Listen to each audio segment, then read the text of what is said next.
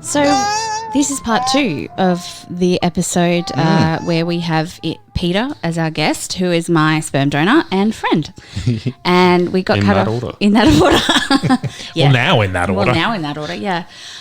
We kind of got into a bit of big talk and medical stuff in the end of the last episode, and I thought if we keep talking, I could talk about this for an entire episode. So that's what I'm going to do, but just not now. So cliffhanger, guys.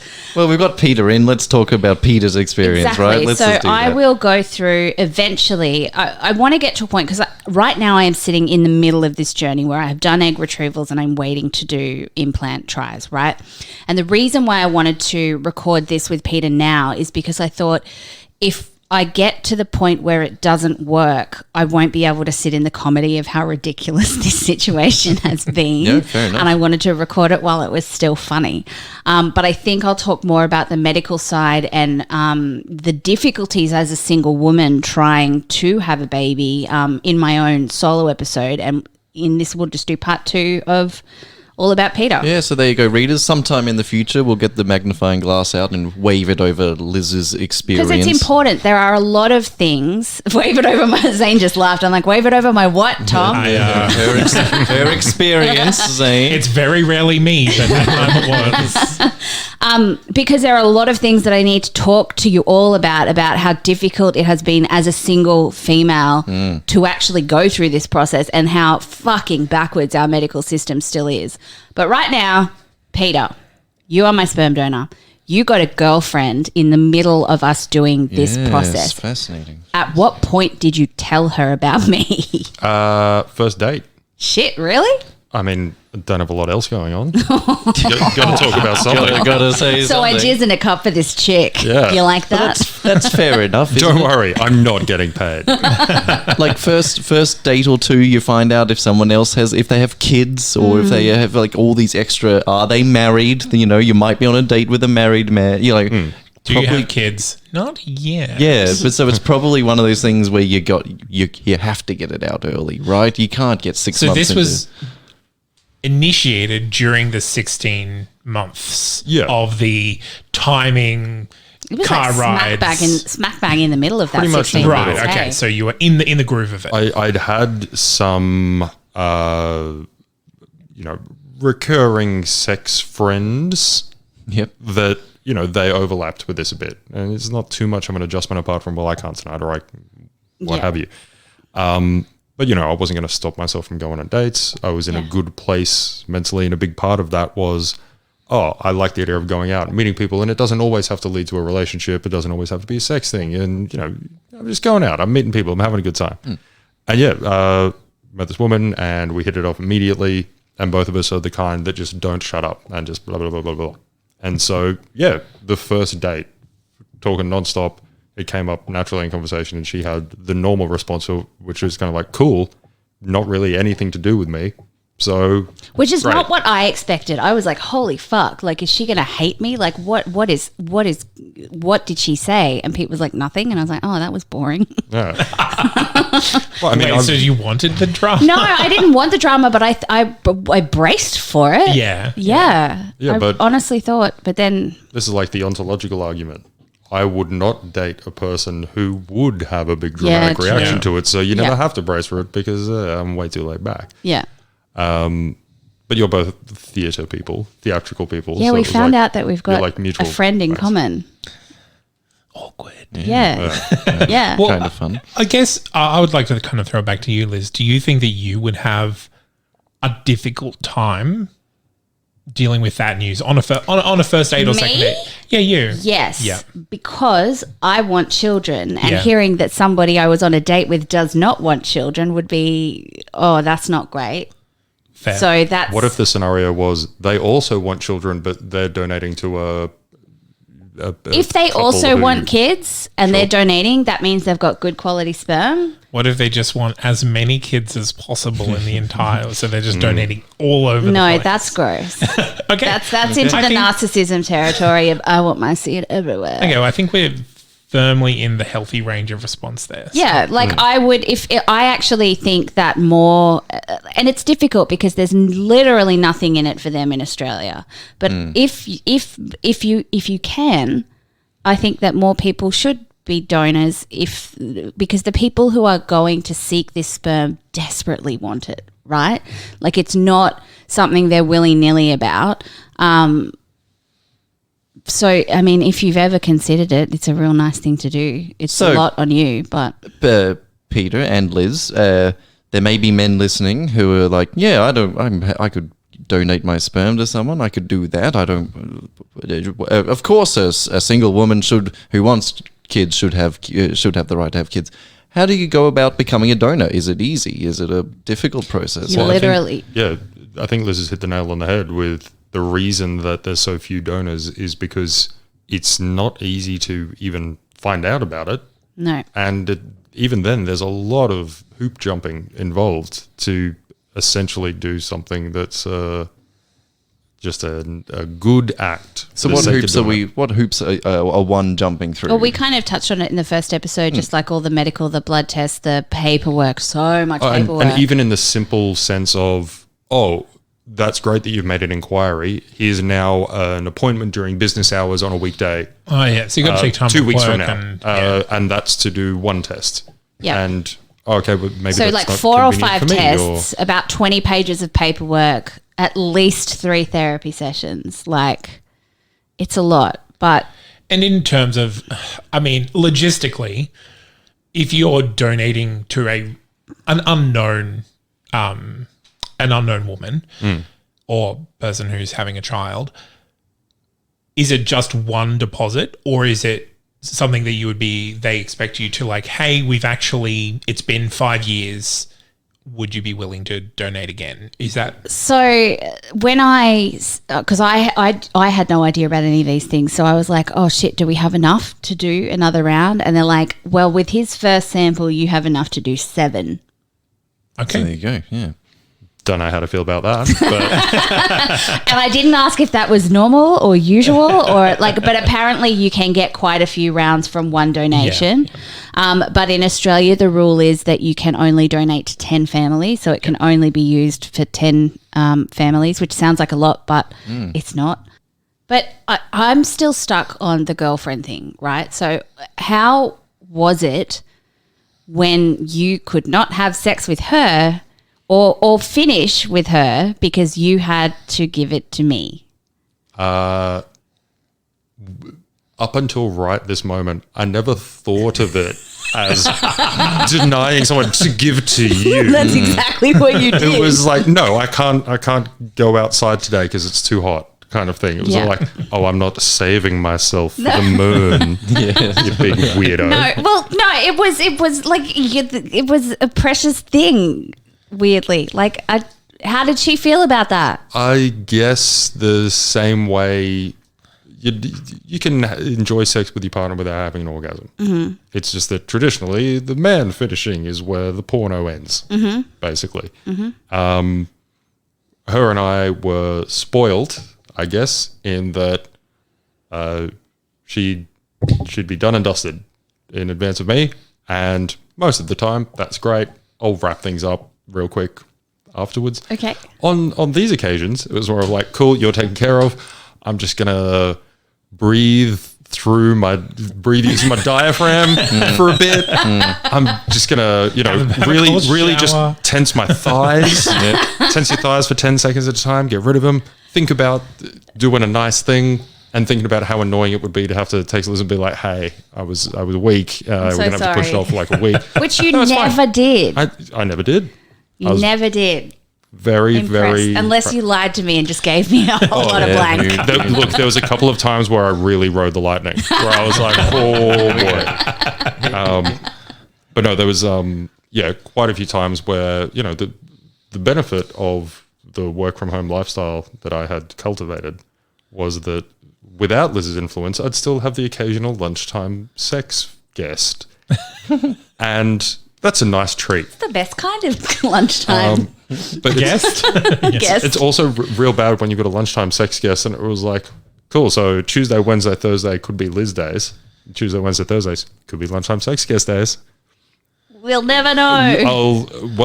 I'd really like it if I saw Liz earlier in the Yeah, week. the number of times you were like, if you could go early this week, and I'm like, That would be great for me. Yeah. That's, I got no control over this. Baby. Yeah, uterus doesn't stick to the Google Calendar. I will say though, when we got further into the process and I saw a couple more specialists, like rather than actually timing, we went down to every 7th, 9th, 11th, or 13th day. So at the start of the month, I could be like, it will be these days. This is it. And that was towards the end of the process because they're like, look, if timing it exactly doesn't work, if you do every second day at this part of your cycle, it's going to happen. But it didn't because my body's shit. But we'll get to that in my own personal episode. So, and look, I, as you said before with the weird TikTok challenge thing, anyone who's sort of curious about, would that be better or worse? Like knowing, okay, from right now, a week, no touching. But then All the touching. every second day for 3 second days. It was this is the thing that we haven't spoken about is that it's not once a month. It's like this is why I was like, I am such an imposition on your life because it was usually like 3 to 4 times a month and look, I just, in a week. by the time the ball had been rolling for a couple of months, I was already in. I was committed to the bit. Yeah. We if got you it d- down if you to told such a me- fine art that If you told me in advance that it was like 6, this takes a toll on a man's body. It was I like, didn't know it would be that. Freud would have a field day where it was like, if I get a text from Liz, I'm just like, all right, I better give me 5 minutes, boys. I'll be right back. But I even said to you, I was like, we can give up, and you just kept saying it's no great hardship on me. I mean, it's really not. Yeah. So I was like, all right, well then let's keep going. And my specialist was like, you should have given up and started IVF earlier. I'm like, well, I know that now. Yeah, but I didn't at the time. Is that so? It's easy when you're in the middle. Once you've signed up for it, Peter, is it easy to keep going because it's so important to the person you're doing it for, and it's so kind of easy for you? Like it's so little effort on your behalf. To be awfully pragmatic about it, it's kind Please. of the sunk cost fallacy. Right? No, that's fair. That's where I'm If someone at. said to you, hey, it's going to be 18 months, that might change your mind. Well, we said 6 to 12 at the start, and it went a little bit over that.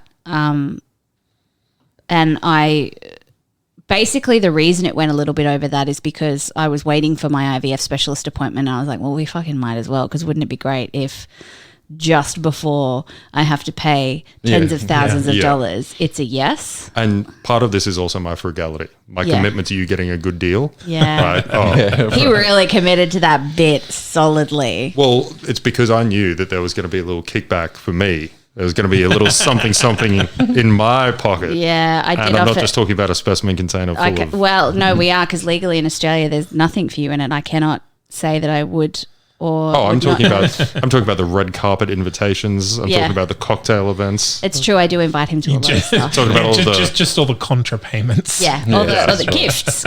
Yes. Absolute gifts. Yeah. Now, you mentioned when I first asked you to do this podcast, out of the many things I've asked you to do, that you both went and spoke to the previous girlfriend and another sex partner about their experience during this time that you were doing this to me. Yeah. I'm sorry, this what? to you. You want to walk that back, Elizabeth? Yep, doing this Real for active me. phrasing there. I'm sorry, I'm really fucking tired, you guys. It's okay. It's just a little bit For funny. me, for me, for me, for me. With. I think it's fair. With? You're both engaged in this activity. Forthwith. Forthwith. You will provide. What did they have to say when you went back and asked them about it? Bigger picture, there's a few ladies involved, and the only two that had anything interesting to contribute were contextual. One of whom was a woman who's married, kids, open relationship. When we first met and got together, I was like, yeah, I've seen this before. Maybe let's like go out for drinks with your husband, and then I'll believe you're actually in an open relationship and Yeah. not just trying to cheat. Oh, no, it turns out they're cool. Yeah. We all get along great. Great. Her and I had our thing, and it was very fun, but that was a genuinely sort of transactional, I am free between these times and you're free between these times. Great. Yeah, sure. Gotcha. Work from home lunchtime, are you free? Would you like to do 1-6? The polyamory Google Calendar Yeah, situation. schedule. So in the context of, however long later, going back to someone who I'm still friendly with, saying, oh, hey, how's the husband? How's the boyfriend? And what do you remember about X, Y, Z? In the broad spectrum of her, she was just like, oh, yeah, it was, occasionally frustrating. You couldn't. Probably her biggest, I guess, contribution to the discourse was there was a genuine dissonance between her saying, oh, yeah, I'm fine with this. We'll go slow. We'll take it easy. And actually being in the moment and being like, no, I want to rough and tumble. I want to do some wrestling. I want to kick it up a notch. And she actually said at the time, and in hindsight, she was like, I was really surprised by how much that actually got to me. It was like, oh, I can't just have my way with you. I was like, yeah, man, you shouldn't. You shouldn't want that, I guess. Yeah. But no, and it is an interesting dynamic in the sense that in a monogamous, or at least a kind of a one-on-one relationship, usually it is only the other person that gets a say in what happens in the bedroom. Whereas there is this third person who's not actively involved in any decision making, but is affecting what's going on. Yeah. And to me, like I would seem like, okay, we've all agreed to this. It's fine. We don't need to discuss it any further. But it is interesting that there was that kind of like in the moment kind of, I guess, wanting to go back on that agreement. Yeah. And that was what her and I had talked about, was that difference between, sometimes you're with a partner who can't get off, as opposed to being with a partner who can, and boy, will they, but who for reasons are not, they're not allowed, is the one that I was I'm not allowed today. Just because it's fun to say. Yeah. But, sorry, I can't today. I'm not allowed. I'm not allowed. Soz about it. But no, in the long-term relationship thing, there was barely any conversation to be had because our individual stances on whether or not we wanted kids, that was a whole separate conversation when we were in a relationship. And that was, an ongoing discussion. Maybe she was on the fence. I was not on the fence. That was sort of the spirit of the conversation. But you didn't come up, man. Like, great. We weren't talking about you. I find that relieving, actually. Like, that's good. Good. Yes. Yeah, I surprised. Like, every time I say it was no great hardship, it's because there was no real toll on my personal relationships. That's great. That's great. The only toll that was taken on my body was the confusion for my boys. No, I had a really easy go of it. I give the experience a 4 out of 5. Like, to be honest, I talking about donating, it was just the lack of masturbating. Like, yeah, because you have to abstain for a week before that first deposit, like, because that you build up all the good stuff. Yep, that's the medical terms for it. Yep, the good stuff. But you can't leave it too long. No, because if you leave it too long, they go bad. It's like cellaring a wine for too long, apparently. Yeah, sure. Yeah. I was wondering, in all of your research about sperm donation, is there a country that does it better than Australia? Is there a jurisdiction in the world that you can point at, like, yeah, they're doing it, they're the gold standard, or do we know? If you don't know, I please don't know, that's because the number of times that I've thought about it, I'm like, well, at least in America they get paid, so but I'm like, but then what type of people who need the money for that are then donating? Like, if it's at least, like, it's so hard to make an argument for, well, altruistic's better, or, well, compensation is better, because it's I don't think anything's better. I think it would be I don't know. From an Australian the Australian perspective, could you give the Australian experience a rating, a grade out of A, B, C, D, E? That's a whole other episode. Yeah, Tom. sure. Fair. That's a whole other episode. It's such an interesting, really kind of. I think it is sad. I'm just curious. I think it is sad that more people don't donate, but I also understand that there is literally no incentive for them to do so. So why would they? Well, I think there's actively disincentives. Yes, and even like there's not many egg donors either. And having gone through the egg retrieval process 3 times, I can tell you, I know why. It's fucking awful. Like, you know, it'd been if you were in a position to consider it. That's all I'm saying. If you are in a position where you will not be emotionally fucked up by the decision to, and you have, you know, the inclination that you might want to help someone somewhere in the world, have a look into it. If that is not you, don't do it because it might fuck you up. As someone who's done it, there's the rub, because the best person for the job is the person who doesn't want to do the job. Yeah. It's the whole Cincinnatus thing. Yeah. Look at that. I got through an entire 1.5 podcast episodes without bringing up the Roman Republic. Very good. But yeah, like I am a unicorn in this scenario where it's an anti-natalist sperm donor. Yep. You want someone who recognizes, oh, I'm healthy and willing to anonymously do this. The kind of person who does that is the kind of person who doesn't donate sperm. Yep. And I think at the start of the process, Pete, you mentioned to me that you would consider actually being on the donors list once I have either had a baby or given up. Is that a position that you still are having? 100%. That was probably the biggest change for me. Was prior to this, I never, ever would have considered wanting to be an anonymous donor or involved at all. But having seen what you've gone through and the actual, you know, laborious nature of what's involved for everyone, and then seeing, oh, you've got a little menu of 8 options. Who went to high school? How tall are these people? I don't know. I didn't look at the menu. You did, but it was apparently grim enough that you called me. So I looked at the menu about 20 years ago, and there was a lot of discussion of sport on the menu. Yeah, looked it's at the it. physical prowess that they try to put forward, which is great. But I'm also interested in, like, half of the reason why I chose Pete, and I'm not just going to sit here and blow smoke up your ass, but I am going to sit here and blow smoke up your ass, is because he is a tall, good-looking gentleman who is very intelligent. And when we did your blood work, not many family history of disease, like, you know. Not like anything Those are all good anything boxes that's to not tick. already in my family. it's pretty good. Yeah, and like intelligence is a huge thing for me. Yeah. And so knowing that, you know, I mean, we've both got a little ADHD, so that's probably going to have a kid with a little ADHD. That's okay. You know, I can work with You're definitely going to that. have a kid with ADHD. Yes, 100% going to have really bad ADHD.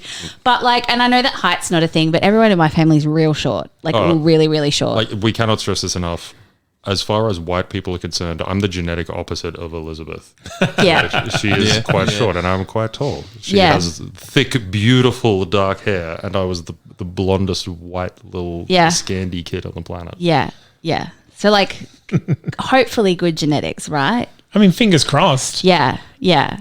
But actually, having known you for over 20 years now, it was really important to me, like, to actually know, so, like, because I know your characteristics as well as your intelligence and your emotional temperament and things like that. Like, that also played into a big part of me wanting to ask you, because you're good people. Like, I don't know how else to say that without sounding like I just love you. You're just so great. The term you usually use is You're good top breeding five. stock. You're good breeding stock.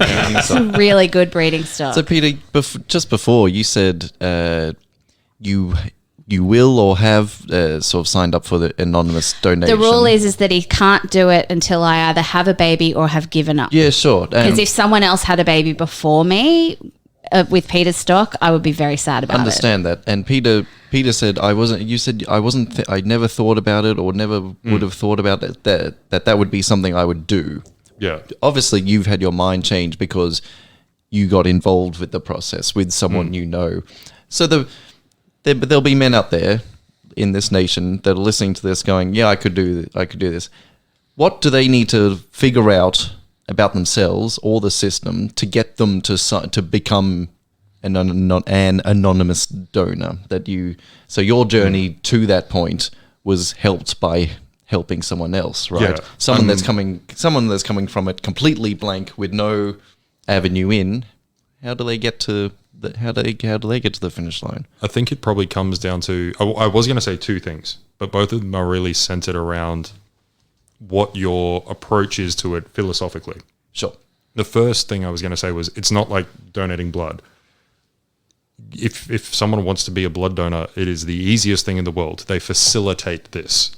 Hey, please, we want your blood. Let's make it easy for you to give it. Here's some biscuits.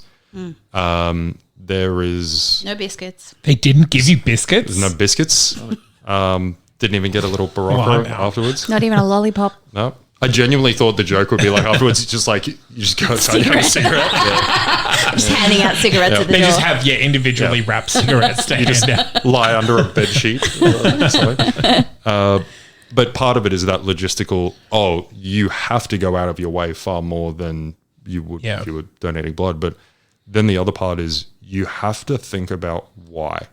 And for all of the reasons I discourage people having kids is the exact reason I would discourage people to investigate, what it might take to be a sperm donor if you think you were inclined that way.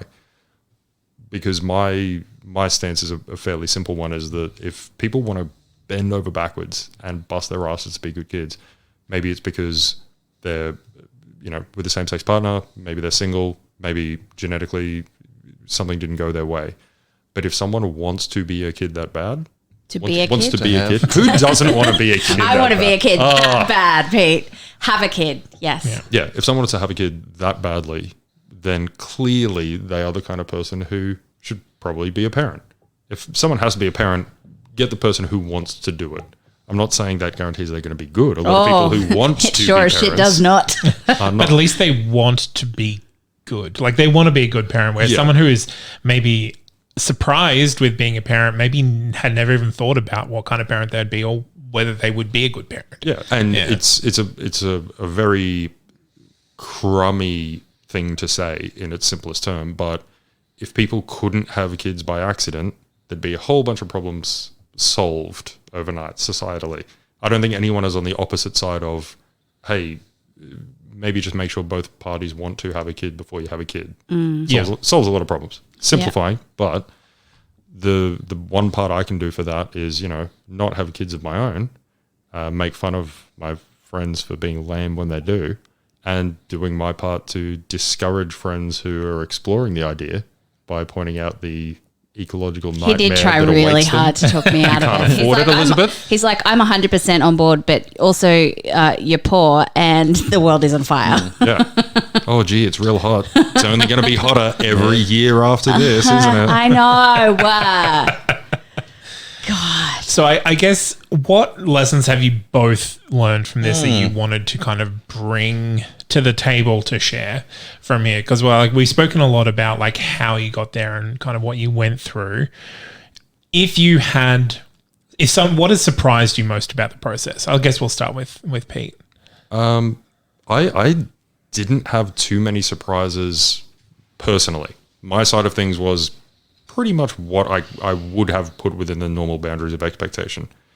There was some stuff I later found out, was not normal, like, doing what I was doing for a year, 16 months, whatever. Cool. That's fine. No, the big shocks for me were from Liz's perspective, just seeing the rigmarole that went in, the number of specialists you had to go through before someone actually told you. It was like, oh, you got the big thick lining on you. Here Sorry are the about 3 different fucking diagnoses that are causing you to not have bebe. Yeah, fantastic. And here's the Hollywood accounting of, we got 10 eggs, which works out to 8 eggs. And after we work the foreign market and marketing into that, you're only going to get 2 eggs. Yeah. It's a real bad situation. It's pretty fucked. It was more the financial and also the physical toll that it took on you, because you went to shit. Oh, I'm still going to shit. I gotta stop this medication and then start another medication, and also I'm trying to do a thing and do another thing, and you were just falling apart at the seams, mate. Yeah. Your hair looked amazing the entire time, but apart from that, it was like I could tell you were suffering. Yeah. What about you, Liz? Surprises. I will fill a whole episode with the surprises that I've had during this. But one of the biggest surprises that I had is that you can get pregnant for like 24 hours in a month. So people who have accidental babies are really fucking unlucky. Yeah. There's literally like at best 48 hours that you can do this in a whole month. And then even then, if the guy's jacked off like the day before, the odds decrease again. Like it is actually hard to get pregnant. And somehow people are having crack babies. I don't understand. But I think that's what, and the amount of things that I did not know about my own body shocked me. How fucking hilarious it would be to just meet someone in front of Aldi and get some sperm. What supermarket do you think it's appropriate to meet in front of to exchange sperm? This wasn't even like out the front of Aldi. This is Liz waiting in a car in the loading bay. No, the first time we literally met out the front of Aldi because Carly right. and I were sitting out the front of the supermarket. But normally, because that's less weird when you bring a friend along. well, it was weirder what we did afterwards. I tell you, she literally. Okay, I'm going to tell you this. She literally put her iPhone down her top so that we had a torch, and she used a speculum and aimed it. Shot it in there, and we're like, great. With aim, that'll actually be because my theory was if I had danced around you. Well, no, because then we ordered burgers, and while we were waiting, I had my legs up in the air, lying on the bed, pissing ourselves, laughing at what had just happened. It was really funny. You shouldn't be eating upside down. That's really bad for your digestion. No, we didn't get the burger. Like we were waiting for it to arrive while I was upside down, and then when it arrived, but. Like it was one of those things where we are closer than we have ever been. Because I thought, well, if someone's aiming it, surely that's a better chance, right? Rather than just shooting it up there, and not really knowing what. And I tell you, throughout this whole artificial insemination thing, I tried every fucking angle that's possible. Good. Scientific. Head down, bum up. I tried every fucking possible position. I was like, do I roll on this side? One time I just rolled around my bed, just to see if someone were just going to go in the whirlpool of my cervix. Around. I tried everything.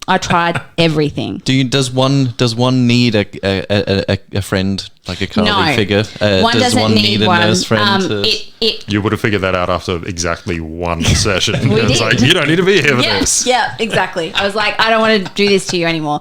You have a child now, and no. Oh, I don't want to do this to you anymore, rather. I don't want you to do this to me anymore. No, we were fine with it. Keep in mind, we're talking about someone who brings a speculum from home. No, I bought the speculum. I had bought disposable speculums. But Carly's like, it's no big deal because she used to be a nurse and do Pap smear Wednesdays. So she's like, oh, you're actually she's all over it. This is fine. I've done this before. At what point do you buy the speculum instead of just hiring? Like you do the numbers where you're like, oh, look, if it goes on for more than 6 months, it's just more economical. Well, no, you buy disposable ones. Disposable speculums? Yeah. Oh. Yep. Oh, back in my day, you just get the stainless steel, whack it in an autoclave, steam it off. I wasn't game to try and steam that kind of no. What are you going to do, pop it in the dishwasher? Oh, no, well, I did. You laugh. Yes, we do, Liz. The syringe so there was a different type of syringe that you have to use. So normally there's one that has a tapered end, but that means that you get about, the end worth of sperm is wasted. So there's a special one that I had to order that has a rounded end. And I had to boil that in a saucepan after every single time. And my flatmate came home one day and she's like, what are you cooking? And I'm like, well, stew. Old jizz. Eggs.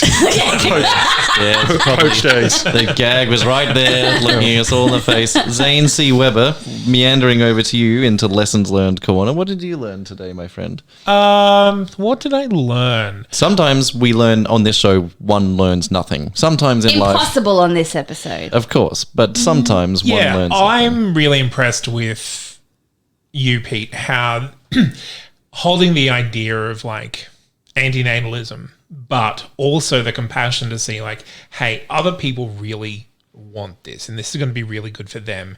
And if anyone should have children, it's going to be this kind of person. I think that's a really mature way of approaching that kind of thought. Because I'm with you. I don't come up against it much at all because I am attracted to men. So I don't have to have that conversation with prospective partners. But yeah, I think having that, being able to go this isn't for me, but I can see how beneficial it would be for other people.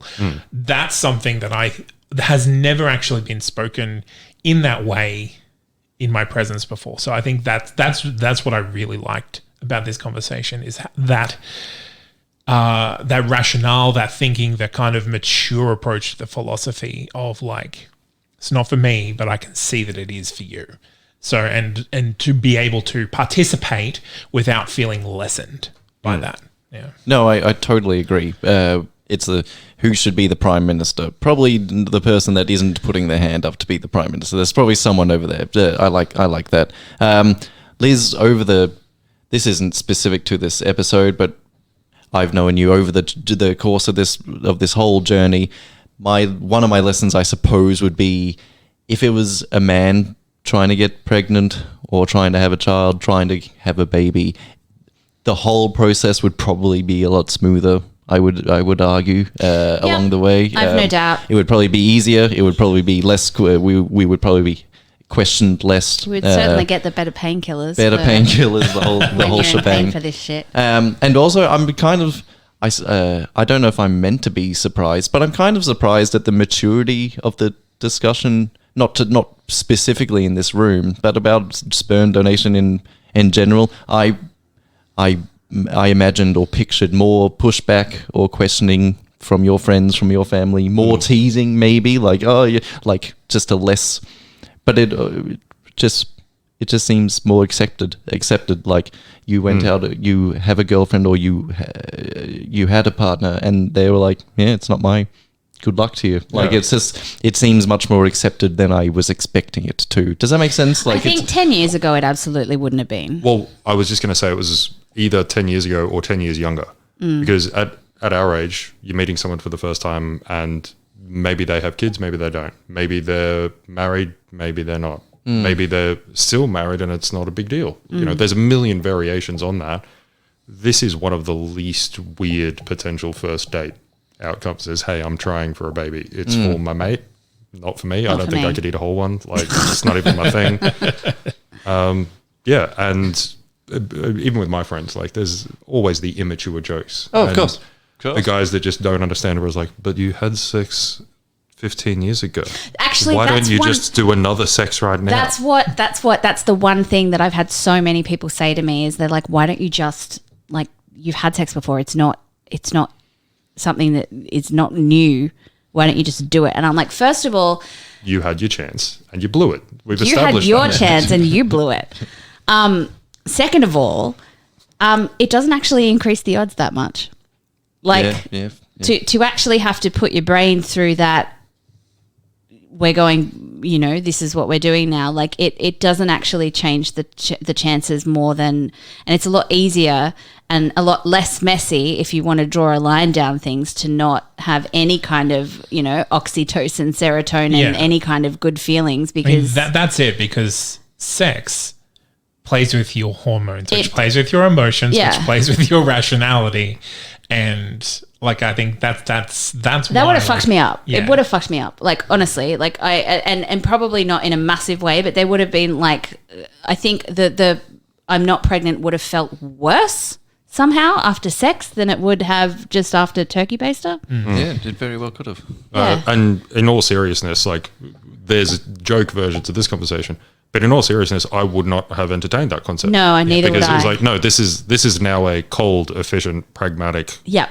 business. And that was literally arrangement. covered in our first phone conversation about this, is that this is now, you know, we're I don't know. I couldn't think of a good metaphor for it or a simile. No, it's gone. That's okay. I'm out That's today. fine. But I think it's totally fine to draw a line under something and say we're now friends. We're friends without benefits. Well, that's the thing. Yeah. Like, there hadn't There's no benefits. there had been no benefits for like 10 years. Like, I couldn't even tell you. It's strictly work. It'd as be far no as good the for friends you. is concerned. I could tell you. Well, don't. You know what my memory's like. Don't do It that. had not been 10 years. Oh, whatever. But no, like, you're right. It's not like that was the tone of our friendship. Anyway. Yeah, it's not like we suddenly went, okay, we had sex last week, now we're not having sex. Like, it had been a couple of years, Yeah. a few years. According to Liz, I have no memory. No, look, I can tell you exactly when it was. I will off mine. had you just recently broken up with someone? Yeah. Hey! And on There we that go. super healthy note, go. I think we wrap up this episode. Dear readers, we thank Peter and Liz for sharing their story today. It is their story. Hey, you guys earned it. Yeah, we did. We really did. Did Zane and That's did what Zane Pete and I? used to say to me the first Hey, time that you earned I it. was just like, he'd give me the cup and he's like, hey, you earned it. And I was like, fuck. good on you. Send your feedback on this episode, these 2 episodes at ghostofboyfriendspast@gmail.com. I bet there are people listening at home that are surprised or have learnt something over the past 2 episodes, something they didn't know about this whole process. Either how easy it is at some points, how difficult it can be at others.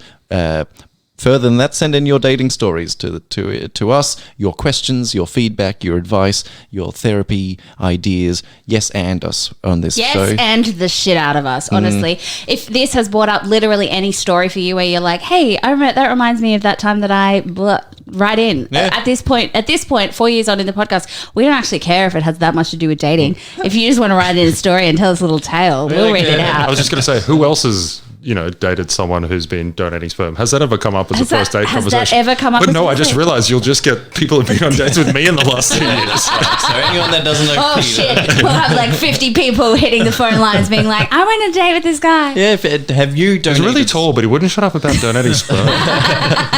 But if you've donated sperm, if your partner, if your new boyfriend, for example, has broken it to you that they're donating sperm to someone, anything that we've covered on today's episode, let us know. We want to, because we're fascinated and we need to find out more. Not just for our own sticky beaks, but for the greater societal good that we inevitably will drip on. We thank Zane C. Weber for coming on microphone to bump our You're numbers today. very welcome. Thanks, Zane. Thank you, Zane. Thanks to Liz and Peter once more. Liz, thank you so much for sharing yet another one of your stories. It happens a lot. And dear readers at home, take these people with you in your hearts as you go around your day. Jesus Christ! Do not take me into your Yeah, heart. I didn't I don't agree want to to be this. there. I didn't consent to that. All right, well, just me. You can carry me Carry around. Tom in your heart. Carry the And keep grateful Liz and one Peter at around. arm's distance. Thank you so And much. always remember that the best place to carry a cup of sperm is between your breasts. Yes.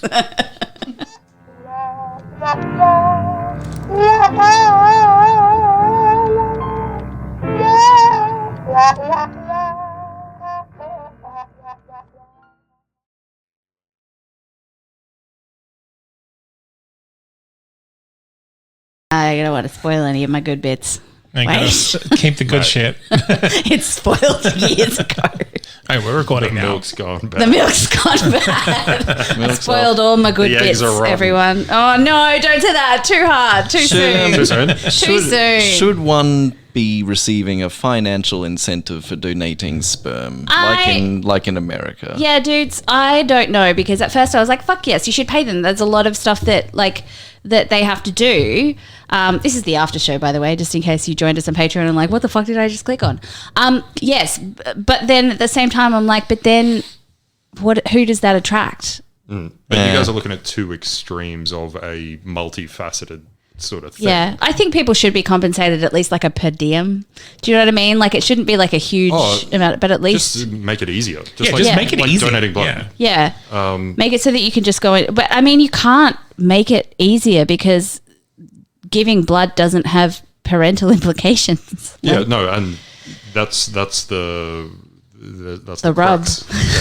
Yeah. I was trying not to, but no, you don't want to incentivize people to do something that ostensibly shouldn't require. It was actually really difficult, even with the form signing. They're like, we don't accept digital signatures. You have to print it out and sign it and then scan it back in again. Like a lot of really shitty, annoying things like that. I believe that the therapy 100% should be a thing because there's a movie that's come out that everybody's been telling me to watch called Sperm World about America and people meeting each other on Craigslist to buy sperm and they don't even know these people. I thought you were talking about the doctors who've just been substituting their sperm. Oh, They've got, no. hundreds of Oh children shit, across I the read about country. that and was like, that is fucked up. Because when you do something like that, the implication is that like you could meet your half brother or sister and fuck them. There's a bunch of cases of people who have met up knowingly with we're long lost cousins or brother or sister or whatever, and then they just vibe too well. Like, Yeah. ooh, this is weird. But this is the thing, when the doctor's not even telling people that they've substituted the sperm, you don't even have the opportunity to be informed about that, and you just are fucking your sibling having no idea. I mean, Iceland already has the app to make sure you're not too are we cousins? consanguineous. Yes, Yeah. I love that. I love that. And that's the thing. I think as long as like it could be made easy, and I think reproductive medicine is a really big problem in Australia all around. Wait until we get to my episode because I've got a fucking shit list that I want to go through. But And I have put so many people and organizations on this shit list. Most of them are male doctors, let's be honest. One of them was like, I can't find your cervix. And I was like, well, my fucking best friend did with an iPhone torch in my bedroom. So I'm pretty sure it's not that difficult. My friend, who's doctor. I can't find your cervix. Something's wrong with you. Yeah, exactly. He was like, I can't find your cervix. And I was like, well, first of all, read your fucking chart. I have a retroverted uterus. And second of all, my friend didn't know I had a retroverted uterus and she still found it with a fucking iPhone torch. So, but even when it comes to things like foster and adoption in Australia. That's the other thing. Yeah. I looked at adoption, right? Because I was like, okay, cool. If I can't have a baby, let's save a baby from sadness. Yep. You know, whatever.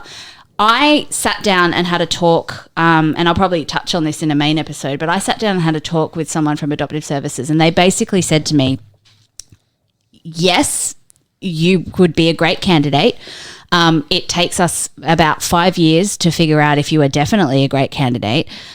But I'm going to be honest with you, is that every single time there's a couple that are great candidates, they're going to go on the list ahead of you. And even sometimes couples don't get babies. So I can tell you, you will be a good candidate, but I can almost guarantee you will never get to the top of that list. Yeah. Ever. Which seems uber fucked to me. Yeah. And I think it gets really political really quickly. And it shouldn't be political. It should be, this is social security. This is care of social services. So I'm going to stop that there. But I had the thought during the podcast that like men who have families have kind of had their families and they're kind of like, okay, I'm done. Donate sperm Before you get the vasectomy. Yeah. Why not? Like, you know, if you've got 3 healthy kids, you're still healthy. Why not? Is it? If you're psychologically in a place to, yes, because I think that's have a important. conversation with your significant other, with the mother of your children, going like, "Hey, women are out there who want to have children. There's a dearth of donors." I've actually had a very similar conversation with friends of mine where the general thrust of the conversation being. Sorry. Get your hand off it. No, the general thrust of the conversation being the people who are most likely to be fertile and thinking about it the way you want them to be thinking about are younger men who are exploring the idea of getting a vasectomy. Yeah. I know guys my age or younger who have either gotten them or explored it for whatever reason. They don't want kids of their own. And these are the people who are already weighing up their options and thinking about it. Just because they don't want kids for themselves doesn't mean that it's off the table. But people don't even consider that. Like, Exactly. It's not something that they think about unless they hear a story about it. Bundle part of that process. Yeah. Tick a box. Do you want to? It's like, are you going to donate your organs when you're dead? Are you going to donate your sperm once you should be an organ donor by default. Yeah. And you. Take to get out. You opt out. Sperm, they're not going to pull out of a car crash. No. Probably not. No, but what I'm saying is before you... Ring, ring. Hello, David Cronenberg. Before you kill that whole downstairs producing area, like, tell us whether you're going to donate or not. Like, it should be a box to tick. I'm pretty sure that 3 therapy sessions are not part of getting a vasectomy. Yeah, no, not at all. No, the amount of shit that you have to... I'm not even going to go into... No, we cannot start this debate. It is too much. I would say, I would guess, as with a cacophony of other reasons, that we don't know how easy or difficult it is to become a sperm donor. We don't know so people go, I don't know. So they don't. So maybe. So it's an information campaign. It's that's the thing. I guess Let's have anyone sperm who's drives. These jokes are just right. I know. But no, like the one story I told more than others in this vein over the last couple of years was when I learned. I'd just say to people, if you were looking for a sperm donor, how many options do you think you'd have? And that was the one that always got people. People would guess in the 30s to 50s as their low guess because they assume they're going to be looking at, one of those. Well, doesn't everyone donate sperm at some point in their life? Exactly. But it's because no one has any idea. Yeah. We have this idea it's like blood or plasma. oh, we've seen it in the American movies. You're a uni student. You get paid $50 on the weekend. I'm like, mate, if that was the case.